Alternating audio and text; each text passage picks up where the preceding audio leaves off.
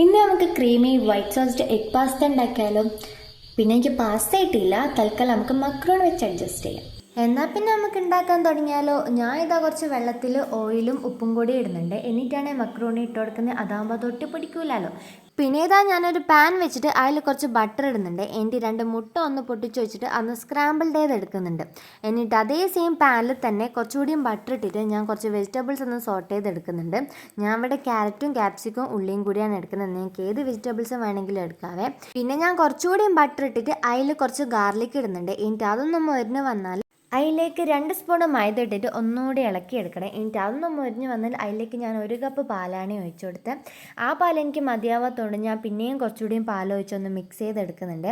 അങ്ങനെ ഇതുപോലെ ഒരു ക്രീമി ടെക്സ്റ്റായിട്ട് വന്നിട്ടുണ്ട്. എന്നിട്ട് അതിലേക്ക് കുറച്ച് കുരുമുളകിൻ്റെ പൊടിയും ചില്ലി ഫ്ലെക്സിൻ്റെ പൊടിയും ഉപ്പും കൂടി ഇട്ട് നന്നായിട്ട് ഇളക്കിയെടുത്ത്. എന്നിട്ട് ഞാനൊരു സ്ലൈസ് ഓഫ് ചീസാണ് എടുത്തിട്ടുള്ളത്. എന്നിട്ട് അതും ഇട്ട് ഇളക്കിയിട്ട് അതിലേക്ക് ഞാൻ നേരത്തെ സോട്ട് ചെയ്ത് വെച്ച വെജിറ്റബിൾസും പിന്നെ എഗ്ഗും കൂടി ഇട്ട് നന്നായിട്ട് മിക്സ് ചെയ്തെടുത്ത്. പിന്നെ ഞാൻ നേരത്തെ വേവിച്ച് വെച്ച മക്രോണിയും കൂടി ഇട്ടിട്ട് നന്നായിട്ട് മിക്സ് ചെയ്തെടുക്കുന്നുണ്ട്. എന്നിട്ട് നിങ്ങൾക്ക് വേണമെങ്കിൽ കുറച്ച് മല്ലിച്ചപ്പൊക്കെ ഇട്ട് കൊടുത്തിട്ട് നന്നായിട്ട് ഇളക്കിയെടുക്കാം. നമ്മുടെ പാസ്ത എന്തായാലും അടിപൊളിയായിട്ടുണ്ട്. അപ്പോൾ എല്ലാവരും ട്രൈ ചെയ്ത് നോക്കൂലേ. അപ്പോൾ ശരി, ബായ്.